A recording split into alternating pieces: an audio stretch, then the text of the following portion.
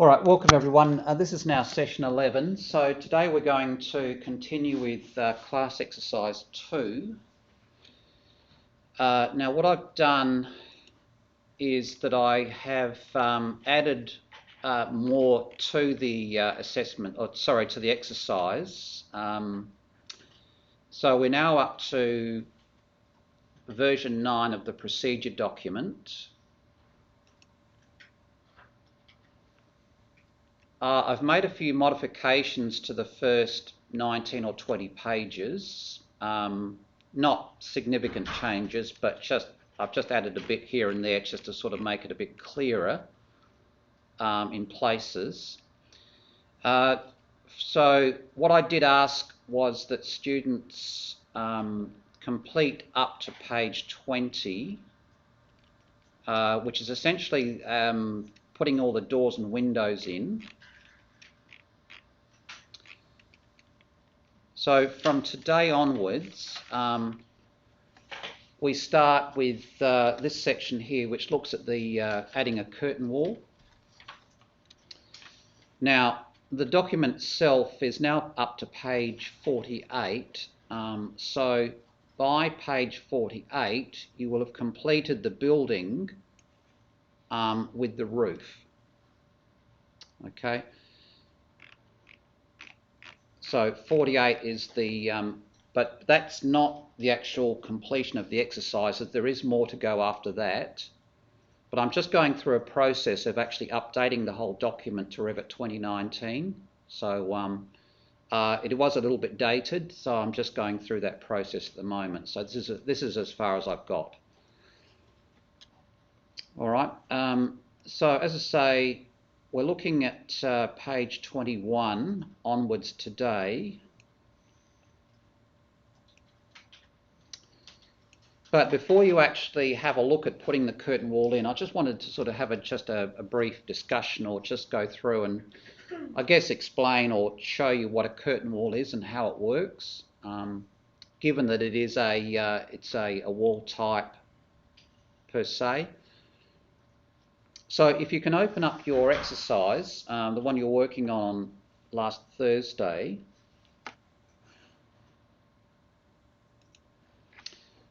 This is the stage that I was wanting students to get to with the doors and windows. Now, if we open up the lower level floor plan, the foundation floor plan, I guess now that you have, now that you've actually drawn your walls, what I'll get you to do is actually switch off the AutoCAD drawings in the foundation level, which is this one here, and there's also one at the lower level or entry level. Lower level, I think there was one.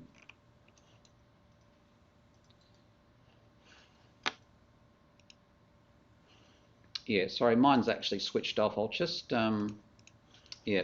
So you should have at the moment you should have an AutoCAD drawing visible in the O1 lower level. The magenta, or that purple? I don't know. If you've hidden it, you obviously won't see it. If you reveal hidden elements, it may be there in magenta. But if you haven't hidden it, you'll see it there in black. This is it here. What I'd like you to do now is, because there's no longer any need for these AutoCAD drawings, what I'd like you to do is actually hide them by category.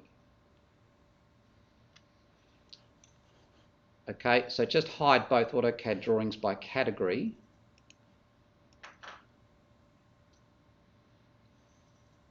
So the quickest way to do that is to just pre-select it like so, right mouse on it, go down to hide in view and choose category.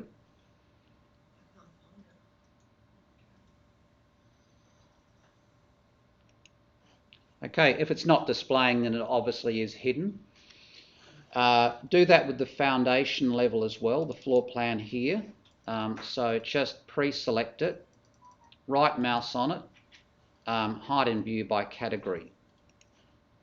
So if we've already done that, it won't be showing up. No, if you've hidden it, it won't be visible anyway. So, and also, if you have put in all your doors and windows, and obviously your internal walls, there's no need in the O1 lower level. There's no need to actually show the underlay in these views. So in the O1 lower level, can I get you to switch off the underlay? Now I know there's an underlay visible here because I can actually see some half-tone line work here of the wall below. So in the O1 lower level, the underlay setting is here. So what we're talking about is the range base level under underlay. So here where it says 00 foundation, can I get you to actually click here and change that to none? Because ultimately, once we've finished with when there's no longer a requirement to actually see the underlay, we then switch it off completely.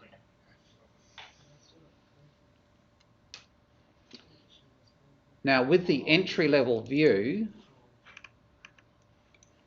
if you go up to entry level, again, if you put all your internal walls in, you'll actually see the walls of the lower level here in halftone as an underlay, and I'll get you to actually switch off this underlay as well.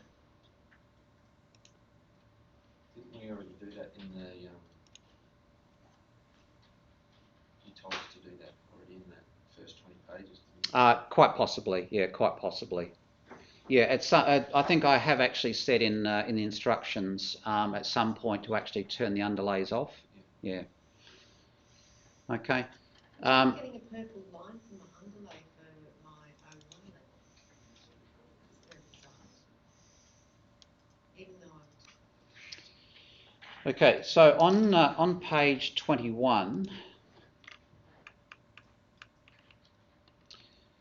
you're going to split this wall here through here, and the split is going to measure 2.5 metres from this outer wall face here. Okay, now once this wall is split, this northern wall and this wall here are going to be swapped for a curtain wall. Okay, we're actually going to change them to a curtain wall.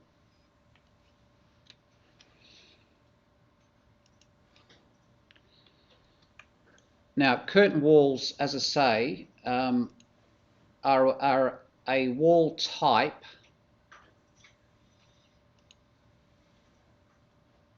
So if we click wall and we go to the type selector, scroll down to the end of the list here. So we've got curtain wall and we've also got something called a stacked wall.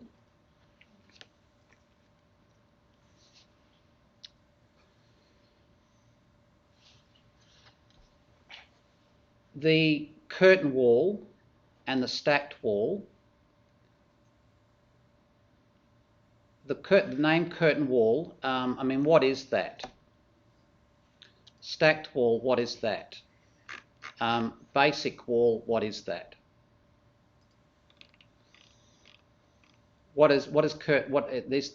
This heading here, this name, what does it mean? Reuben? It's a wall that is movable.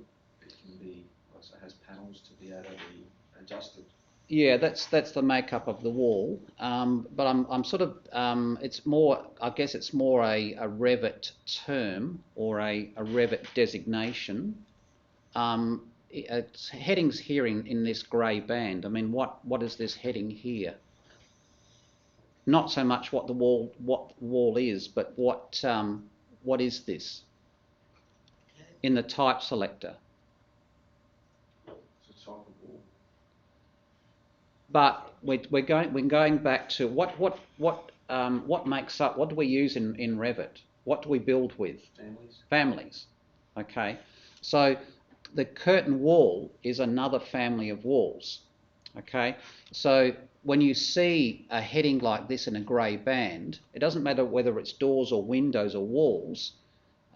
This is another family of walls. We've been working with a family called basic wall. Okay, now we're looking at a family called curtain wall. Now the third one here is another family called stacked wall. Now, and within curtain wall, we've actually got these two types. We've got storefront and we've got curtain wall 6mm thick glazing. Now, if I choose, you're going to use this one here called storefront. And ultimately, you're actually going to create a new type from storefront.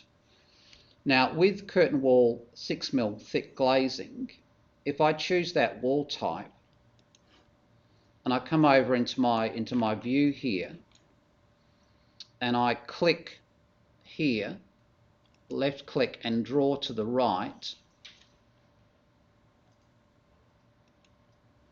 and stop. That's a wall in its own right. Now with curtain walls, when you actually approach them, pre-select them like this, they have a dashed line running through the centre of them, and they have these two blue lines at either end. So when you're selecting the wall, you have to make sure that these blue lines are visible before you actually select it. So that's now selected, and I can then do something with it.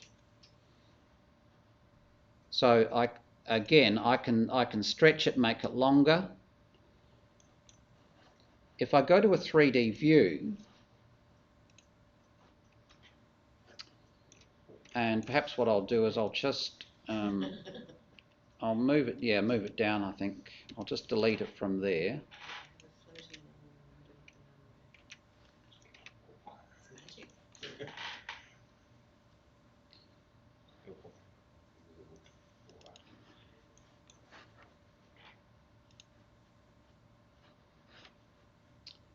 Perhaps I'll draw it down this way, probably make it easier.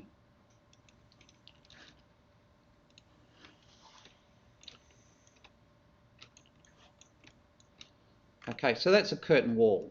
So the thing is that, I guess, what is it? Well, in this case, this curtain wall is a single sheet of glass. It's a single panel. And what we can do, as opposed to this wall here, the storefront, which if I just put one next to it,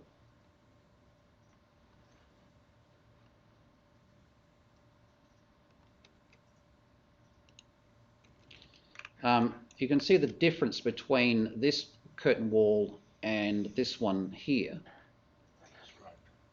So this one actually contains a series of what we call mullions, which is this part here. So that's known as a mullion, and each of the mullions in the wall itself is pinned. Now the other thing that the wall contains is, if I tab, so highlight the wall, if I actually tab, see how I'm selecting the glass panel inside the mullions here? So that's known as a system panel, glazed, so it's just a single sheet of glass. So essentially that's what a curtain wall is. It's made up of mullions and panels. Now, if I select this first type here and have a look at its type properties,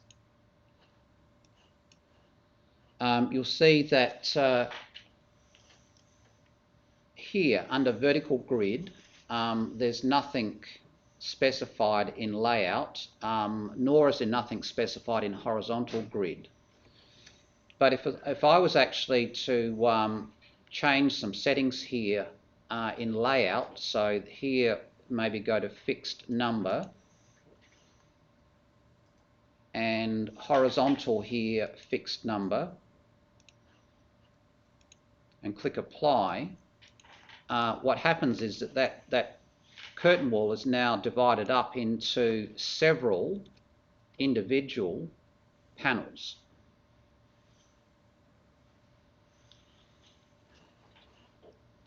If I go a step further in the type properties here to the vertical and horizontal grid, if I then say, okay, well,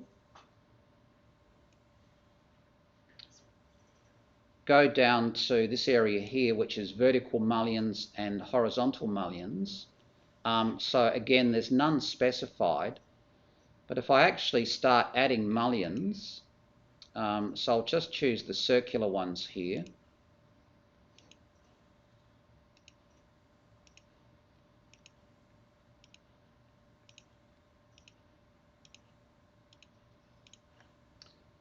Click apply. You'll see now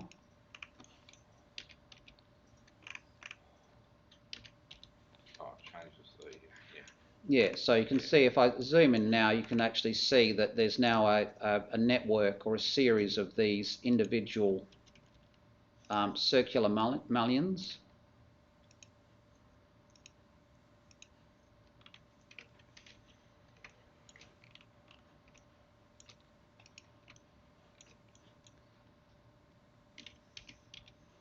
Now I guess the curtain wall type is quite useful in the sense that it doesn't have to be used for windows or walls in a building. Okay. Now, given that this is, I guess, the makeup of this particular wall is mullions and panels, so curtain walls can be used for other purposes, you know, such as fencing. So they don't have to be used as walls in buildings. You can actually sort of use them as fences. Can you modify them to make them windows? The sort of windows you want? Yes, you can. I mean, that's the other thing you can use them for, is that you could actually, use them as a just as a single or just a custom window type. Yeah, they'll never be a window. They'll always be a wall, but you can use them to create windows. Given that you've got, you know, glass and panels, glass and mullions. Now the thing is that I'll just delete this one here, and I'll delete this one here for the moment. Now, if I go back to a floor plan view and I draw or just add a wall, let's say a brick wall 230 through here.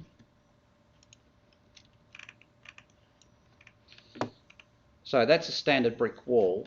Now if I click wall again and I choose this curtain wall 6mm glazing that I've just modified and draw over the top of this, and seemingly it's over the top like so,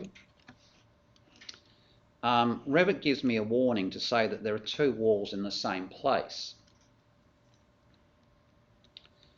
Now, if I have a look at what I've done here in 3D, you'll see that the curtain wall is now inside the brick wall. Now, what we can do here is if I select the curtain wall and go back to its type properties, one of the options we have with curtain walls is this one here, which is automatically embed. So the curtain wall can actually automatically be incorporated or exist inside another wall through this option here. And when I tick that option and click OK, see how the curtain wall is now inside this wall? It's actually embedded inside the brick wall. If I select the curtain wall, and let's say I just lower the top of it, the top offset by, say, let's say 500, that's what happens. Okay, so, and I guess going back to what Liz said, we can use these as windows, so they can actually sort of they can actually be hosted or be put inside walls and exist as windows. They'll never be classified as windows, but they can represent windows. And what we do, the thing is that the way that we add doors to these curtain walls, and I'll just delete this this main wall here, okay? The way that we add doors to curtain walls, which is what is coming up in the exercise, is that when you select the curtain wall, if you sort of mouse over it like this, it's a little bit difficult to see, but if I maybe I'll just select this. I'll just select the curtain wall, and I'll just go back and turn off the mullions.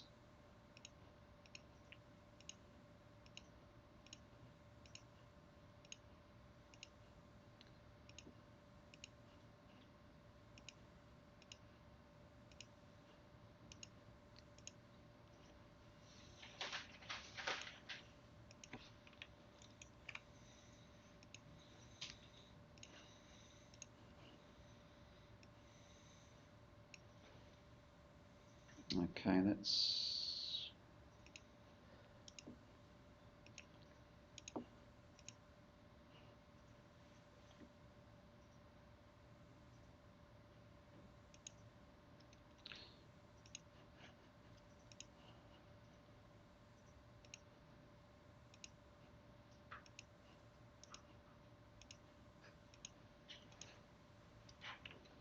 okay.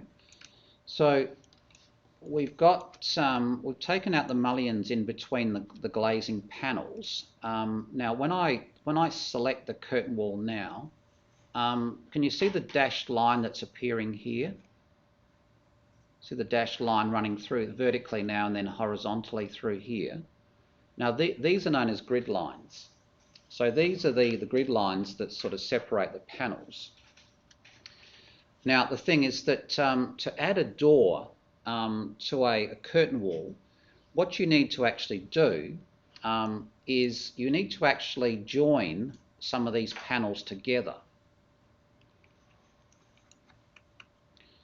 So in joining the panels together, what you do is you pre-select the grid line. See how the grid line is pre-selecting. When it pre-selects, what you do is you actually click on it, and you then have this Add Remove Segments button up here. And what you do is click Add Remove Segments, and then click on the grid line again here. And what that does is that it then fuses or joins two panels together. So these panels here are now joined. This is now one panel rather than two. Now, if I wanted to actually join these two together, and then these two, and then go down to these two, I'd then find the grid line here and select it, Add Remove Segments, and what you do is you actually click on the grid line between the panels. So click here, here, and here. And we've now got, see these panels are now joined.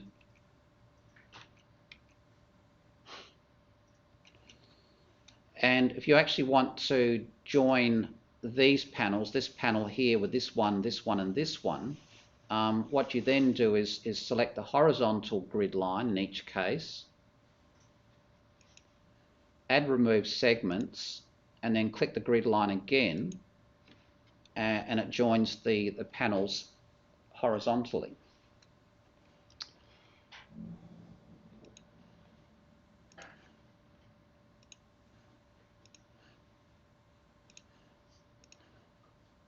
So essentially what we end up with is one large panel like this. Okay, so that becomes one system panel glazed. Now, to add a door to a wall like this, or to a curtain wall, what we have to do, this is the process we have to go through. We actually have to, delete mullions. We have to fuse panels together, and the door that you're going to use in your curtain wall is actually, if I go back to the exercise, I'll skip ahead. So modify a curtain wall to add a door. So essentially what you're going to do is you're actually going to, once the curtain wall is placed, you're going to delete a series of mullions, and you're going to just go through that the process of actually sort of joining these panels together. So 1, 2, 3, and 4. So this just takes you through the steps, and then ultimately what you're going to do is you're actually going to load in a special door type, which is called door double glass D-pools Oz. Now the door itself looks like this, but the thing is you're going to have to load it in first. So insert load family. Now if you're looking for doors to use in curtain walls, they are considered curtain wall panels. Okay, so you're not looking in the doors folder. Curtain wall panels, and you'll see here that you've got a number of different door styles, I guess, that you can add to your curtain wall.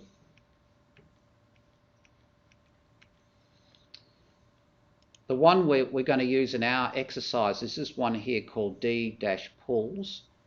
So the thing is, you load it into your project first, and to actually place the door in the curtain wall, you have to select the panel. Okay, in this case, this large panel here.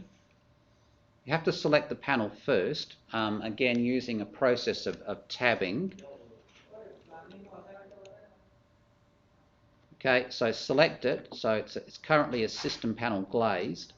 Now in the type selector, now that I've loaded that door in the type selector, if we go down to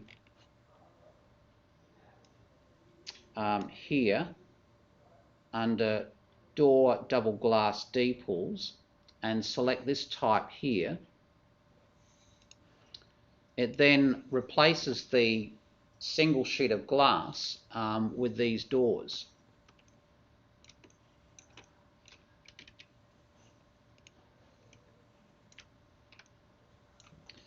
Now looking at the model from a plan view, you'll see that so this is the wall, this is the curtain wall that I've been working with. Now that I've added the doors to it, they look like standard doors, and they can be tagged.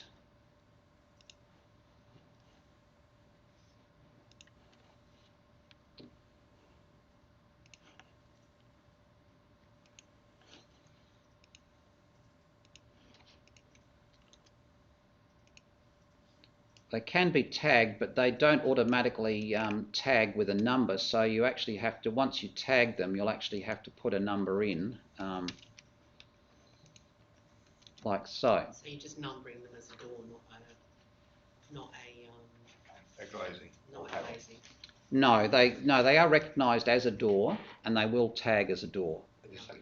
But the way that we put them into a curtain wall, we have to go through that process. So there's quite a few steps involved in actually removing mullions in that area, and B, fusing those individual panels together, and then C, select that single panel and swap it out for this special type of door. So that's the process. So as I say, curtain walls are a different wall type, and I guess the thing is that probably as a curtain wall, they can be used internally as well for instance, like the glass walls here in the classroom. They can be used for internal partitioning as well. So I'll just come back to the O1 lower level view, and I'll just delete that wall I've placed. So in this view here,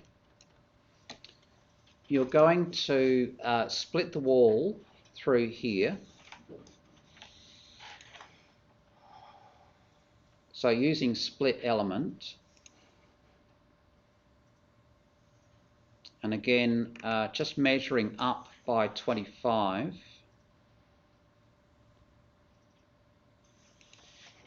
and split through. Now once you've actually split this wall here, you're going to select this wall here and this wall here, and you're going to change the location line of them. Okay, change the location line to wall centre line. Okay, so that's an important step.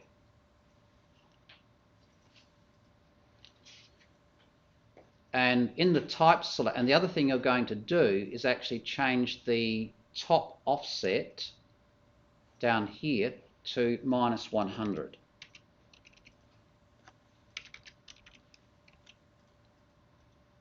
Okay, top offset -100.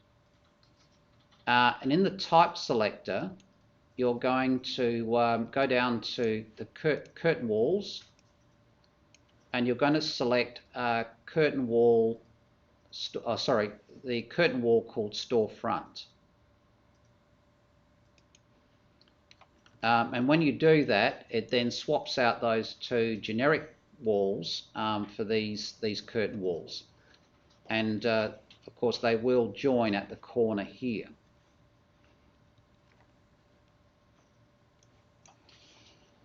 So if we have a look at the building in a 3D view, that's the result. So the important thing is that by changing the wall itself to centre line, it matches up with the walls either side. So you can see that the curtain wall itself has this 100mm step down from the walls either side. So once the walls are placed, you're then going to select one of them, and you're actually then going to create a new wall type, which you're going to call House 1200 by 1200. So you're going to change the mullion arrangement, the grid, to 1200 by 1200. And then once you've done that, you'll set about to delete some of the mullions on the northern side here, fuse the panels together, and then add the curtain wall door. Now the other thing you'll do is then add a very small 100mm high section of wall on top of the curtain wall, on both sides. Okay, so this is the wall type that you'll use, and then you'll just add a very small section of wall above the curtain wall, which will ultimately then extend up to the roof itself.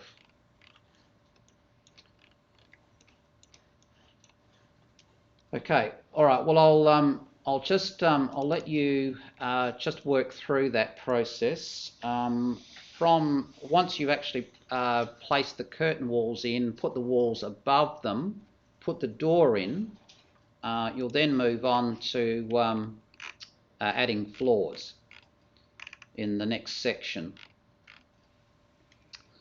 So you've got floors. Once the floors are in, you'll then modify the entry deck, which is the extend the floor of the entry level. And once that's done, you'll then have a look at putting some a sloping floor in to join to that entry deck. And once that's done, you'll then have a look at putting in stairs and railings. So as I say, the exercise now extends through to page 48. So that's as far as I've got with the rewriting of the exercise. So there is more to come. And I guess the hope is that you'll get through to page 48 relatively quickly. There's not a lot of work to do. It's all step by step. If there's anything that you're not sure about, just let me know. I've gone through quite extensively and updated sort of screenshots and just updated the wording so it sort of reads a little bit better. But if there's something that doesn't make sense, just let me know and I'll help you with that. Or if there's any mistakes, just let me know. But other than that, I'll just let you work away at your own pace.